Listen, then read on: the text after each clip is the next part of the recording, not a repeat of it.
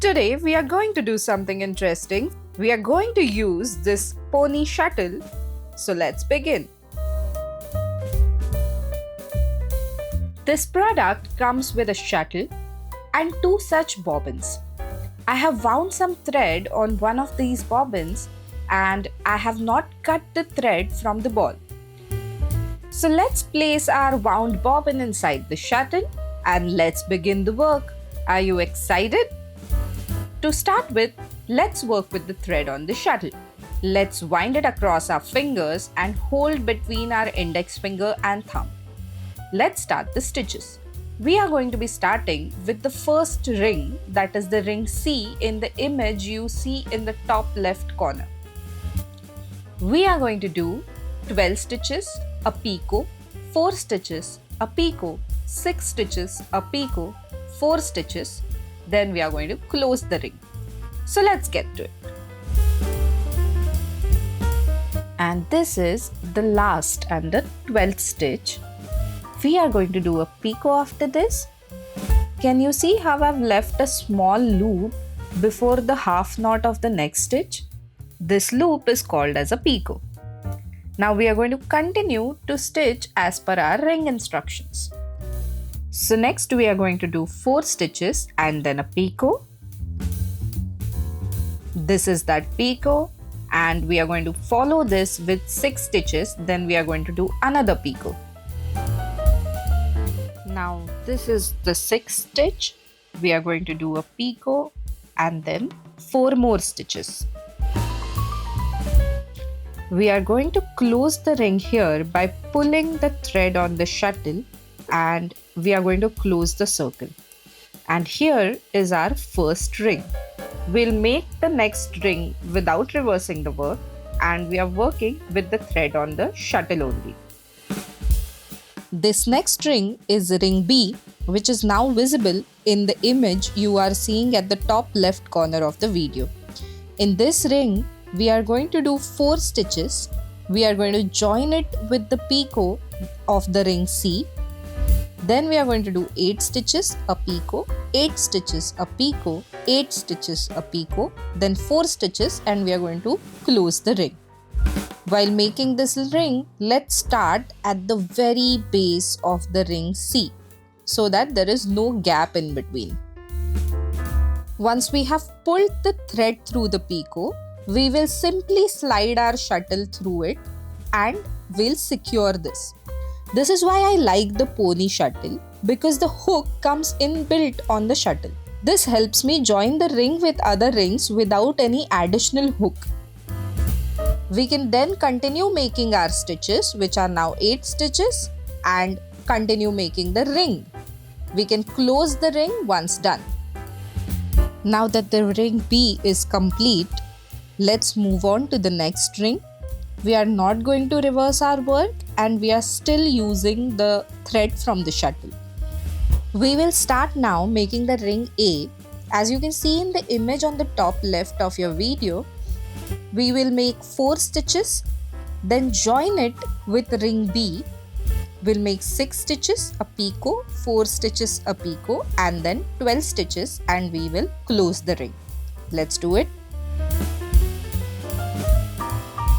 Here we have made the first 4 stitches and we are now joining the ring A, which we are now working on, with the ring B, which we previously worked on. In a similar way, we are pulling the thread through the picot and then passing our shuttle through this loop. Then we are going to continue with the stitches. We are at the end of our 12 stitches and I'm going to close this ring now. We are going to close this tightly so there are no gaps in between. And now we are going to work on a chain.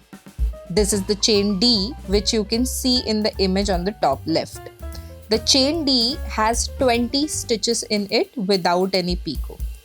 We are going to reverse our work here and start working with the thread from the ball.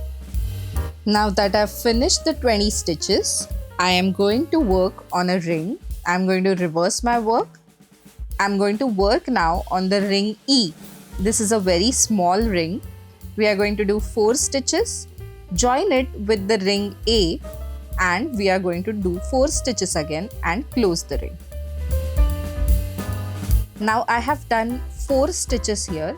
I'm going to join the ring E with this first picot of ring A. After joining, I'm going to do 4 more stitches and close this ring. I have now closed the ring E and I'm going to reverse my work. I'm now going to work on the chain F, which contains 10 stitches. For the chain, we are going to again work with the thread from the ball. Here I have finished 10 stitches in the chain F. Now let's work on a ring again. We'll work now on a ring G, which is very similar to ring E. 4 stitches. We are going to join it with the second picot of the ring A, then 4 stitches and close the ring. I'll be back when I'm done. Now that I'm done with ring G, let's move on to the chain H. We are going to reverse our work once again, use the thread from the ball and do 12 stitches. I am done with the 12 stitches. Now I'm going to reverse the work again and work on the ring I. In the ring I, I'm going to do 4 stitches, join it with the first picot of the ring B, do 4 stitches again and close it. I'll be back once I'm done. Now that I've closed my ring I, I'm going to work on the chain J. In the chain J, we have 8 stitches. I'm going to reverse my work, use the thread from the ball and do the 8 stitches. I'm done with the chain J with 8 stitches. Now I'm going to do ring K. Here, observe that I am not reversing my work and continuing as it is with the thread from the shuttle. I'm going to do a ring of 8 stitches and then I'm going to close it.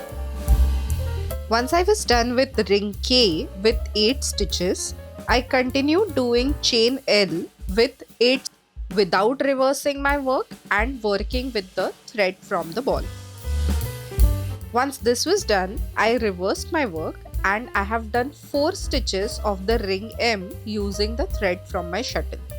Now I'm going to join this with the ring B, the last picot of the ring B, and do 4 more stitches and close the ring M.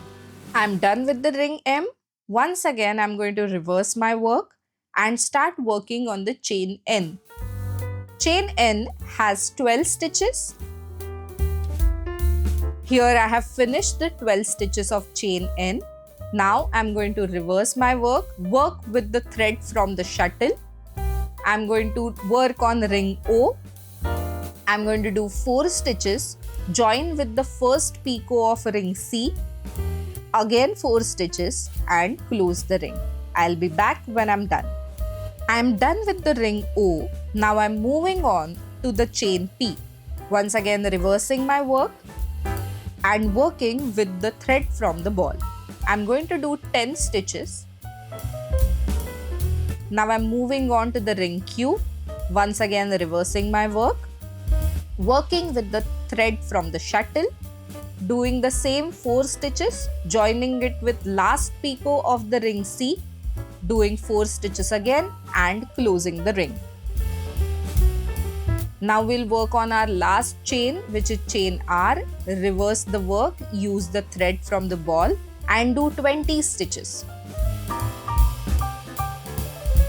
I have finished my 20 stitches and now I'm going to join this last chain with the gap in between the rings A, B and C. I'm going to tie a knot. I'm going to do this by pulling the thread on the ball through this knot, and then I'm going to tie a knot to secure it. I'm going to tie the same knot once again just to secure it very tightly. And this is how our completed heart looks. I'm going to cut the excess thread with our trusty pony scissors. I hope you like this heart. Like us, share and subscribe to our channel. Also share your creations with us and follow us on Instagram too. Bye bye.